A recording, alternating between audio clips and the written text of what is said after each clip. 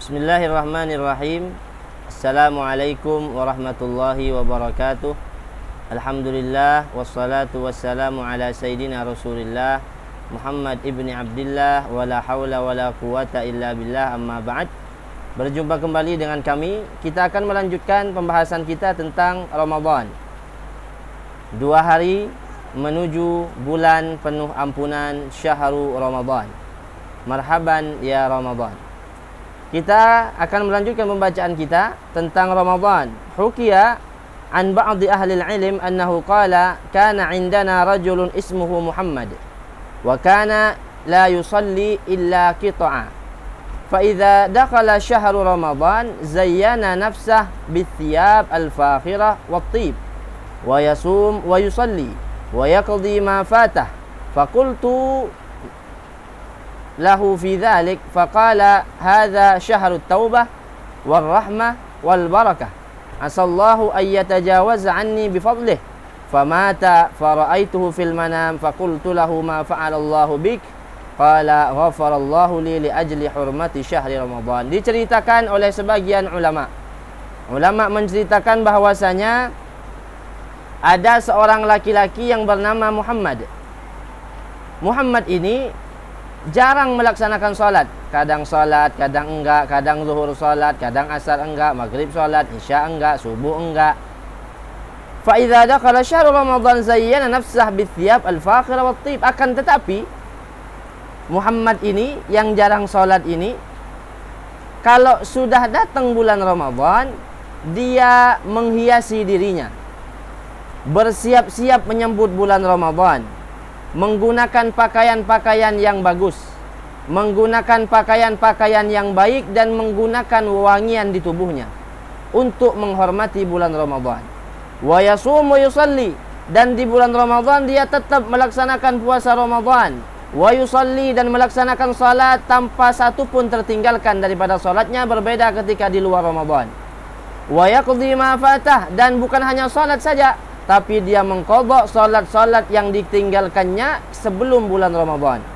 Faqultu lahu fi dzalik, lalu kemudian ulama itu bertanya kepada Muhammad, ya Muhammad, kenapa ente kalau di luar Ramadan saya lihat jarang salat, tapi di Ramadan ente seperti ulama, pakai pakaian yang bagus, pakai wewangian, membaguskan diri, ibadahnya diperbaiki. Lalu apa kata Muhammad? Hadza syahrut taubah wal rahmah wal barakah. Kata Muhammad, ini Ramadan ini adalah bulan untuk kita kembali kepada Allah. Bulan taubat.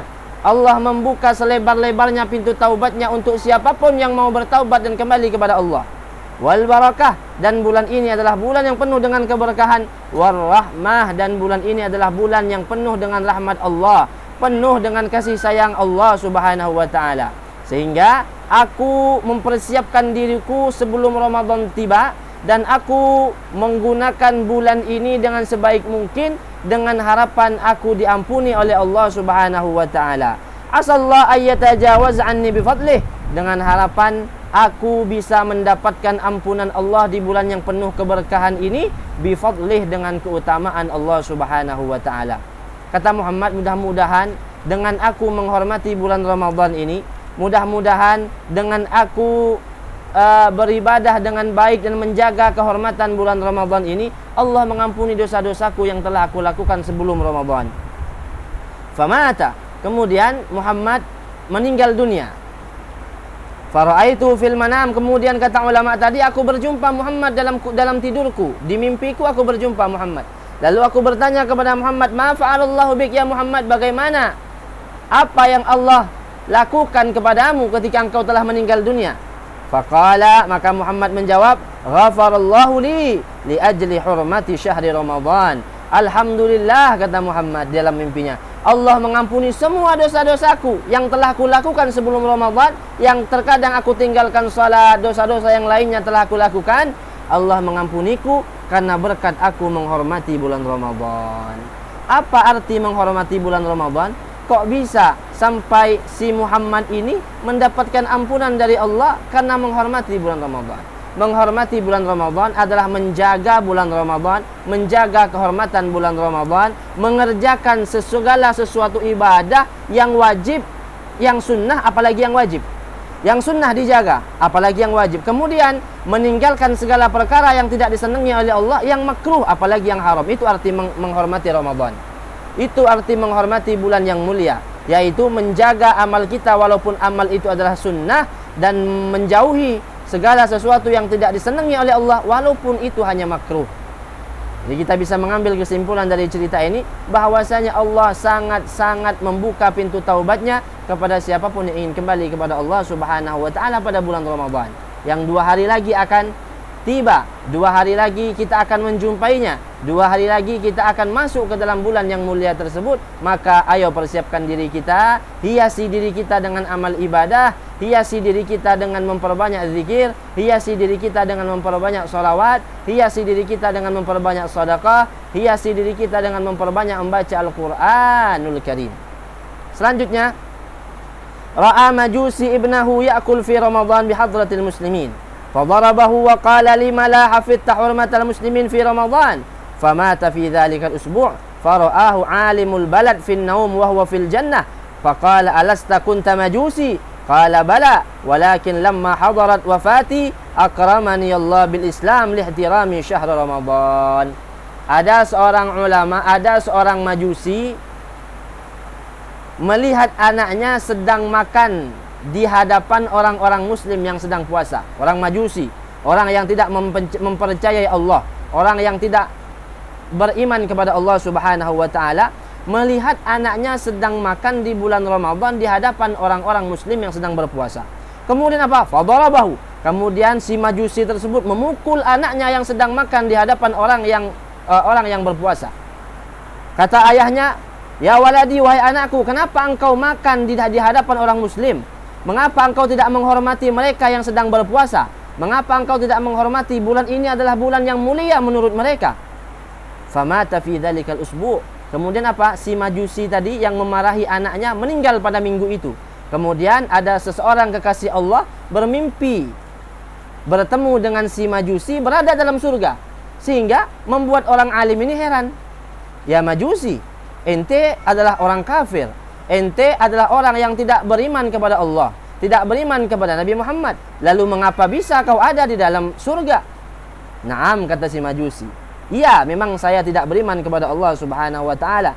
Walakin, kata dia, lamma hadarat wafati, ketika aku akan meninggal dunia, ketika malaikat Israel akan datang mencabut nyawaku, akramani Allah, Allah memberikan aku anugerah dengan hidayah, sehingga sebelum dicabut nyawaku aku masuk ke dalam Islam dan aku mendapatkan surga dari Allah Subhanahu wa taala ini berkat aku menghormati bulan Ramadan. Ini seorang yang tak beriman kepada Allah, Allah berikan hadiah yang luar biasa karena dia menghormati bulan Ramadan. Bagaimana dengan orang yang beriman kepada Allah? Orang yang dari kecil sudah mengakui bahwasanya Allah adalah Tuhannya, Nabi Muhammad adalah nabinya. Sungguh kita lebih berhak mendapatkan apa yang didapatkan oleh si majusi tersebut.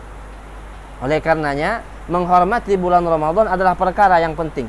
Menghormati bulan Ramadan adalah perkara yang sangat-sangat harus kita jaga, sehingga jangan sampai kita termasuk kepada orang-orang yang mengotori kehormatan Ramadan. Karena barang siapa yang mengotori kehormatan bulan Ramadan, maka dia akan mendapatkan murka Allah Subhanahu wa taala. Bahkan dalam hadis diceritakan bahwasanya Nabi Muhammad sallallahu alaihi wasallam melihat seseorang yang digiring oleh malaikat, ditarik, diseret oleh malaikat, kemudian disiksa dengan siksa yang sangat pedih. Lalu Rasulullah SAW bersabda, "Wahai malaikat, apa dosanya sehingga kau siksa dengan siksaan yang sangat pedih ini?" Lalu apa kata dia? "Ya Rasulullah, sesungguhnya dia telah mengotori kehormatan bulan Ramadan. Sesungguhnya dia tidak menghormati bulan Ramadan. Dia bermaksiat di bulan Ramadan. Dia tak berpuasa di bulan Ramadan." Sehingga apa kata Rasulullah? "Ana bari'un mimman khasmuhu Ramadan." Aku angkat tangan, kata Rasulullah. Aku tak bisa membantu bagi orang-orang yang musuhnya adalah Ramadan. Ketika Ramadan yang menjadi musuh kita, maka Rasulullah pun tak akan bisa memberikan maaf, memberikan syafaat pertolongannya kepada kita. Jadi, mari kita jaga supaya kita termasuk ke dalam orang-orang yang mendapatkan keberkahan di Ramadan dan mendapatkan surganya Allah Subhanahu wa taala berkat kita menghormati bulan Ramadan yang mulia ini. Mungkin ini saja yang bisa kami sampaikan, kurang lebihnya mohon maaf.